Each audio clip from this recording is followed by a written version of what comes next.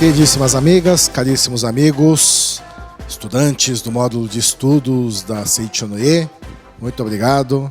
Então, é uma grande alegria nós estarmos aqui nos encontrando e vamos prosseguir o estudo sobre a Bíblia Sagrada, que está no módulo 4, do nosso módulo de estudos da Seichonoye, na apostila, página 59. Então, a aula passada, a aula anterior, nós falamos bastante sobre um conhecimento geral, informações de conhecimento geral acerca da Bíblia. Agora nós vamos falar um pouco mais sobre trechos da Bíblia interessantes para nós atentarmos, o quanto explica, o quanto fala sobre a espiritualidade, a dimensão espiritual da vida humana, e como isso é abordado dentro dessa escritura. Então é isso que nós vamos estar vendo agora. Tá? A Bíblia, como foi dito, é um livro que é considerado livro sagrado dentro do cristianismo. E às vezes o pessoal considera, que ser verdadeiramente cristão é justamente viver, talvez, ao pé da letra aquilo que está na Bíblia, ou imitar, às vezes, até a vida de Jesus. Tá? Imitar até fisicamente, imitar, às vezes, até na vestimenta, e tentando assim viver a espiritualidade. Mas todos nós sabemos que ser verdadeiramente cristão não é imitar Jesus, imitar Jesus Cristo, mas, na verdade, ser verdadeiramente cristão é viver os seus ensinamentos no seu dia a dia. Tá? E quando nós entendemos o ensinamento de Jesus, quando nós estudamos, nós começamos a perceber, e principalmente quando nós lemos através da chave da filosofia da verdade da vida, nós começamos a perceber que Jesus Cristo pregava, sim, o caminho do progredir infinito, e as leis da vida e a lei do progredir infinito. Tá? Então é isso que nós precisamos nos atentar. E assim a gente se surpreende, quando nós realizamos o estudo da Bíblia. Então, seguindo aqui a nossa apostila, no item B, diz assim sobre Masaharu Taniguchi, leitura da Bíblia. E remete ao prefácio desse nosso livro, que é o Evangelho segundo... É o livro sobre o Evangelho segundo João, mas o nome do livro é um pouquinho mais comprido. Preleções sobre a interpretação do Evangelho segundo João, à luz do ensinamento da Seichonoye. Então esse é o nome do livro. Tá? Eu só vou falar preleções sobre o Evangelho de João, para não ficar muito comprido, porque só falando o nome desse livro já vai bastante tempo da aula. Então eu vou estar resumindo quando for me referir a esse livro. Tá? Mas aqui no prefácio desse livro, o mestre Masaharu Taniguchi vai falar justamente que a Seichonoye, ela fala sobre a Bíblia, ela estuda sobre a Bíblia, mas não porque ela seja uma ramificação, uma vertente, uma seita do cristianismo. Pelo contrário, isso é feito, na verdade, para nos mostrar que aquilo que a Seichonoye prega na essência é aquilo que na essência já veio sendo transmitido pelas grandes religiões, pelos verdadeiros ensinamentos que apareceram ao longo da história humana. E dentre eles, com certeza, o cristianismo. E mostrando, como eu disse para vocês agora há pouco, que Jesus também pregou o caminho do progredir infinito, o caminho do evolver infinito, a lei da vida. Essa grande verdade que nós aprendemos através da Seichonoye. E a Seichonoye, quem tem um bom conhecimento da sua literatura, sabe, ou quem já leu, por exemplo, lá A Verdade da Vida, estudou A Verdade da Vida, sabe que tem alguns trechos da Bíblia que justamente mestre Masaharu Taniguchi estudou com mais atenção, se deteve com mais atenção, fez uma interpretação um pouquinho mais aprofundada. Quais são esses textos? É o Gênesis, que conta a criação do universo, e a criação do universo ela é narrada nos primeiros capítulos desse livro do Gênesis. O livro do Gênesis ele é mais longo, mas os primeiros capítulos falam de como que é conhecida como que é entendida dentro dessa tradição a criação do universo. Então, e aqui tem um ponto bastante importante, do que é feito o universo. E isso está no livro do Gênesis. Quem é o homem? O que é o mundo? Qual que é o propósito? Isso está no livro do Gênesis. Por isso que tem um pedaço da verdade da vida que fala justamente sobre o Gênesis, que é o da vida, volume 11, capítulo 1. Tá? E outro pedaço importante da Bíblia é uma palestra, vamos dizer assim, uma conferência, um seminário, né? Um workshop hoje em dia, mas é uma pregação que Jesus fez. E você não vai ter muito registro de pregação de Jesus na Bíblia, mas tem um registro, né, de uma palestra que Jesus fez, essa pregação, que é o famoso Sermão da Montanha. Né? Então, esse Sermão da Montanha é estudado, né, na verdade, da vida, volume 30. Tá?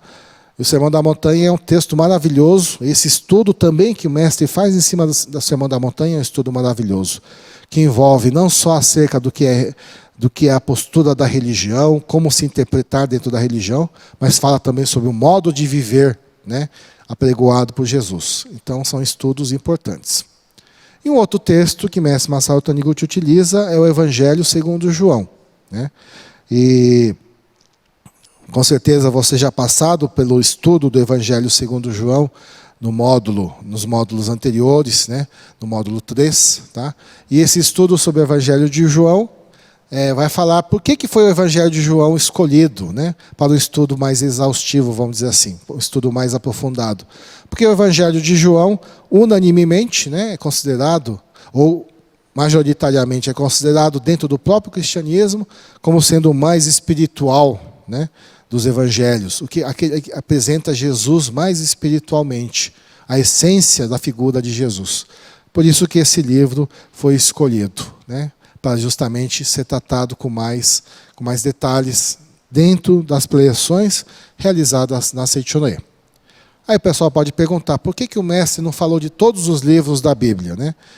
Acredito que por falta de tempo mesmo, né? Porque é muito texto e é muita leitura, tem muitas coisas, muitos detalhes, mas a parte principal da doutrina contida na Bíblia, as chaves necessárias para o entendimento, foram dadas através dos ensinamentos, né, que foram deixados, né, tanto pelo mestre Masaru Taniguchi, como pelo Sagrado Mestre, né, Masaru Taniguchi, Sagrado Mestre Seicho Taniguchi, e também através dos atuais ensinamentos que recebemos, né, do professor Masanobu Taniguchi. Tá? Por exemplo, para a pessoa que deseja entender um pouquinho melhor do Apocalipse, tem alguns textos importantes. Né? Tem lá o que deve fazer o dedicado à iluminação, e tem uma revelação divina muito importante, revelação divina do juízo final, né? Já que o juízo final é alguma coisa que aparece, né? Nesses textos que falam sobre as coisas do fim, né? Dentro da tradição bíblica.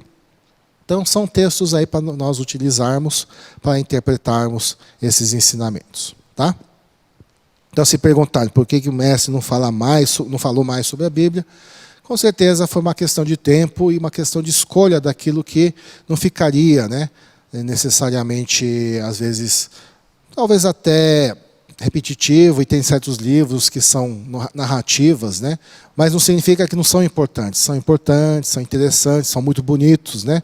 Os textos poéticos da Bíblia são muito bonitos, os salmos, tem gente que gosta muito dos salmos, né? Então, são textos que vale a pena nós dar uma lida assim, dar uma estudada assim. Tá? Nem as sutas do budismo todo, né? O mestre Masaru Taniguchi fez uma interpretação tão aprofundada no sentido exaustiva, aprofundada sim, mas não fez de uma forma exaustiva, né? Texto por texto, sutra por sutra. Tem uma sutra grandiosa do budismo, que é a Sutra do Lótus, né? Tem um livro sobre preleções sobre a Sutra do Lótus e também aparece na Verdade da Vida. Mas mesmo a Sutra do Lótus, o mestre não pegou de cabo a rabo para fazer interpretações. Né? E atualmente, se não bastasse, né, esses livros todos, tem um livro importante que vale a pena nós começarmos a nos familiarizar, né, cada vez mais, que é o Alcorão, né, que é o livro sagrado, o texto sagrado dos muçulmanos. Tá? E sobre o Alcorão, o professor Seicho Taniguchi, ele começou a dar suas pinceladas, né, começou a dar as coordenadas, né, a orientação mesmo, indicação de como nós podemos compreender o Alcorão, e também o professor Masanobu Taniguchi vem falando bastante sobre o islamismo, né? Então tem aí para quem gosta de estudar, é um campo vasto, né? Que nós podemos debruçar. E é bastante fascinante também. O item C é bastante importante dentro dessa explanação da apostila. A Bíblia é somente um livro histórico, né? E aí está citado um trecho, o texto, né? Uma página do livro A Chave da Provisão Infinita, página 59. Nessa página 59, na verdade, o mestre ele faz uma citação de um pregador, né, religioso, cristão, dentro da nova visão do cristianismo, né, norte-americana, ou estadunidense, né, que é a visão da igreja Unity, tá? E fala justamente de Fillmore, né, Charles Fillmore. E segundo Charles Fillmore, ele mesmo, enquanto estudioso da Bíblia, diz: a Bíblia não é um livro meramente histórico. Aliás, nós podemos entender que a Bíblia, a autoridade da Bíblia, não é uma autoridade que é histórica, né? Pode ter também uma dica ou uma indicação de história, né? Mas, preponderantemente, a Bíblia é um livro de ensinamento, de doutrina espiritual. Falamos um pouco sobre isso, né, na aula anterior, e reforçamos mais uma vez aqui, tá? Porque aqui entra um ponto que é bastante importante, que aí gera várias controvérsias, né? Qual que é esse ponto? A interpretação dos textos considerados textos sagrados, das escrituras antigas, das escrituras religiosas, e no caso da escritura bíblica, né, do texto bíblico. E aí vem várias questões que envolvem a interpretação de um texto antigo como esse, né? E dentre dessas questões, nós podemos colocar a seguinte: é importante conhecermos a história, né, o ambiente histórico para poder entender a Bíblia ou qualquer texto. É muito importante, tá?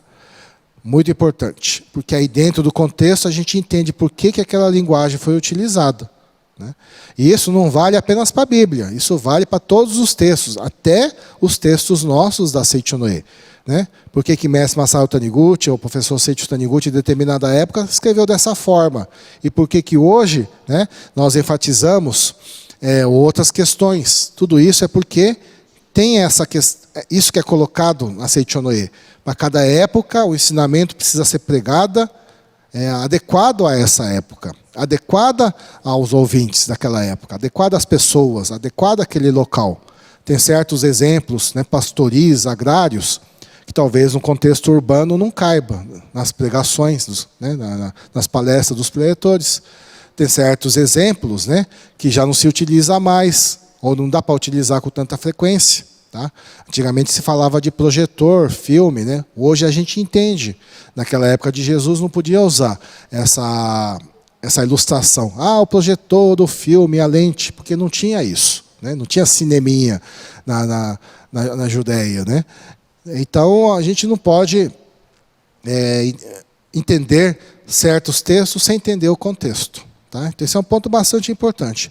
Porém, uma coisa fundamental: ficção é ficção, romance é romance, texto histórico é texto histórico, e texto doutrinário de ensinamentos espirituais é um texto que tem esse objetivo de transmitir o ensinamento, tá? Então você não pode pegar uma ficção e transformar aquilo, por exemplo, num texto histórico, né?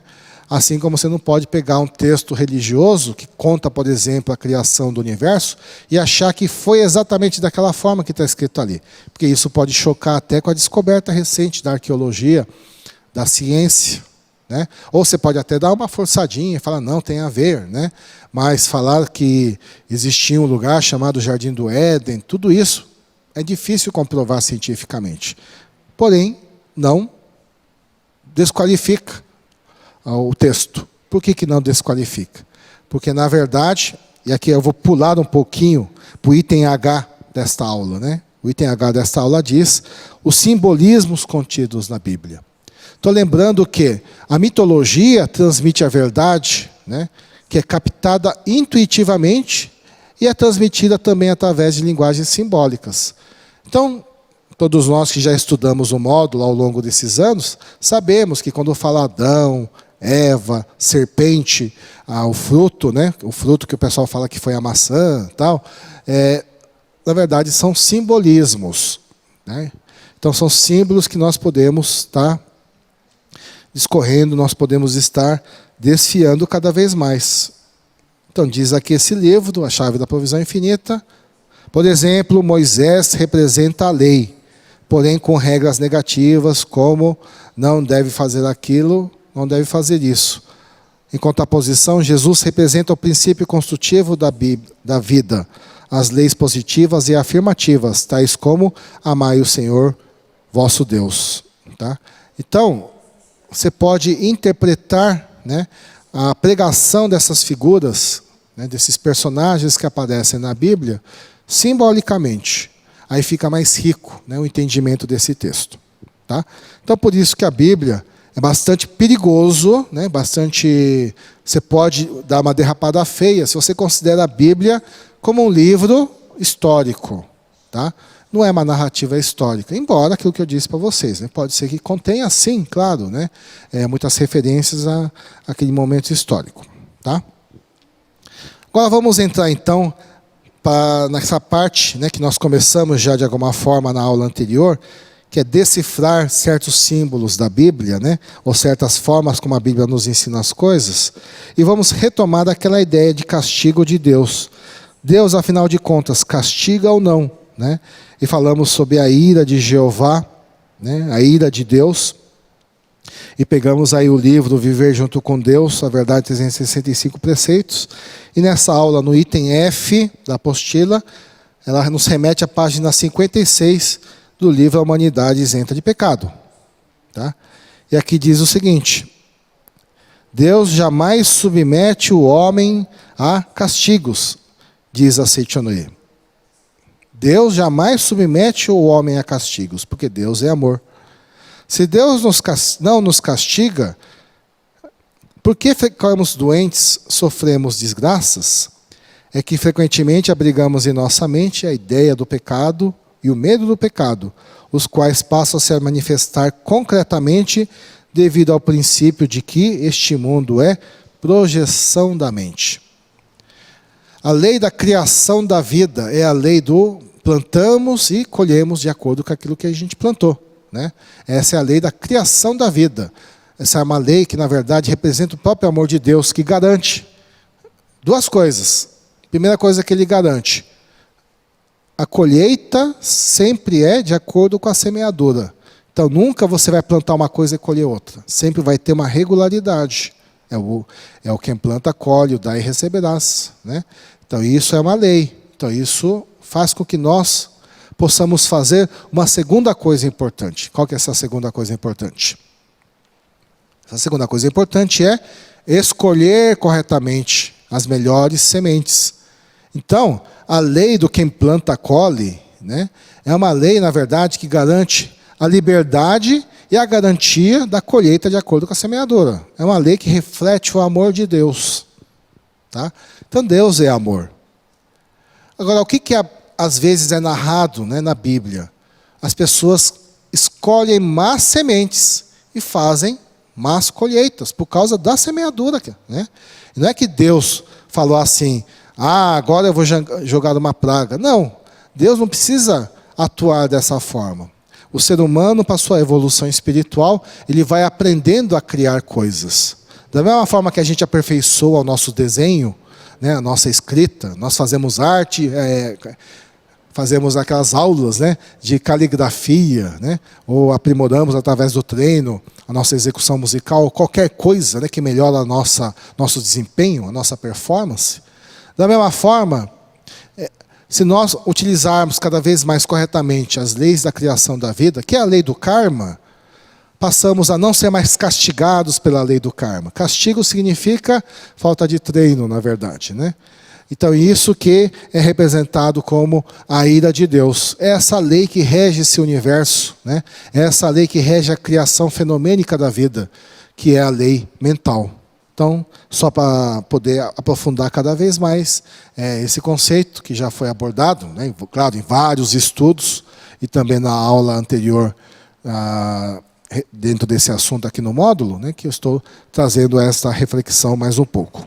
Tá? Então, não existe castigo de Deus. Né? O que existe é a execução da lei. Quem planta, colhe. Que mais do que uma lei do castigo, é a lei da garantia de que eu posso livremente escolher as minhas sementes, que a colheita está garantida de acordo com a semeadura. Tá? A gente não está escravo do arbítrio. Né? Nós podemos fazer escolhas, sim. O entender fala sobre a força nas palavras de Jesus, né? E o significado do Cristo. Na verdade, aqui diz o seguinte, né? Que o tempo todo a Bíblia reforça a ideia do poder da palavra. Né? Cristo curava utilizando a palavra. Da mesma forma, o universo foi criado através da palavra. A substância do universo é a palavra. O Evangelho segundo João é um evangelho, como eu disse para os senhores, né, um evangelho que tem essa profundidade espiritual, porque ele vai dizer o que sustenta esse universo. Né? Nenhum outro evangelho fala sobre a essência do universo, como esse evangelho fala. O que é a essência? A essência é aquilo que persiste desde o início. E diz o Evangelho de João, no princípio era o verbo, né? Ou seja, é a palavra. Tá? E Deus criou o universo falando, façamos o homem, nossa imagem e semelhança, faça-se a luz. Né? Então, dessa forma, a palavra é utilizada o tempo todo. É a ênfase do poder criador da palavra. Por que nós estamos falando do poder da palavra? Porque anteriormente falamos da escolha das sementes. Né? E agora estamos falando quais são as sementes então que utilizamos para a criação. É o verbo, é a palavra. Tá? E Jesus Cristo, quando fala, né, não jogueis pérola aos porcos, né, o joio e o trigo, ele sempre faz remete a isso. Né? A que tipo de palavra você está utilizando, que tipo de semeadura você está realizando. Dá e receberás. Né? Ou seja, aquilo que você der é aquilo que você recebe. Né? Então, a gente pode fazer essa interpretação também. Tá? Então, são aplicações práticas, né, do poder da palavra no nosso dia a dia, que aparecem exemplificadas no texto bíblico. Tá? E diz assim, que cada um de nós, o verbo habitou em nós. Né? O verbo habitou entre nós. Tá? Esse verbo que habita entre nós, dizendo que a nossa essência também é uma vibração, também é palavra. Tá? Essa palavra que é o que existia desde o princípio no universo. Verbo, Deus. Tá? Então, é um ensinamento bastante profundo. E como tudo surge através da palavra, através da atividade criadora, né, o que eu posso fazer então? Eu tenho o potencial, né, do todo dentro de mim. Eu tenho um manancial, não sei se é a palavra certa, mas eu tenho um depósito, né, de infinitas sementes dentro de mim. E eu escolho as sementes que eu desejo manifestar. E isso explica aquilo que nós ensinamos na Seichonoye, aquilo que nós aprendemos na Seichonoye, né? Aquilo que é ensinado dentro da Seichonoye, que é a teoria, né, econômica da Seichonoye, ou seja, esse ensinamento da provisão infinita, que a provisão de Deus ela é infinita. E sempre o pessoal, quando ouve falar de provisão infinita, já logo lembra, né? Como será que está essa provisão infinita na minha vida? Então tem pessoas que falam, toda vez que eu ouço sobre provisão infinita, eu lembro da minha conta bancária, do meu último extrato, né? E tem gente que pensa assim, pode ser melhor a coisa, né? Ou não está manifestando. Mas se nós entendermos esse princípio do poder da palavra, né, podemos começar a entender que precisamos jogar as sementes corretas para manifestar as coisas nesse mundo. Tá? E isso é narrado no texto da Bíblia que fala sobre um intervalo para lanche, né, que teve na palestra de Jesus, que foi aquele momento que veio uma multidão e os apóstolos ficaram todos desesperados, né, com aquela coisa, né? Nossa, veio mais gente do que a gente imaginava, vai faltar lanche, né? E aí Jesus fez o quê? Jesus multiplicou os pães, mas sem antes não deixar de dar uma bronca nos apóstolos, né? Que estavam tudo preocupados com a provisão que era limitada, porque eles estavam se baseando apenas no finito, né? Então, talvez hoje você olhe para as coisas ao seu redor e perceba, nossa, as coisas estão acabando, ou a coisa está limitada.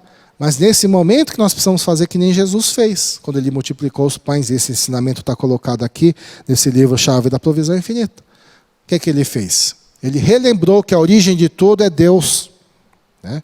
E que lá no fonte original das coisas, as coisas estão em abundância, e as coisas são plenas, né? E não existe carência lá.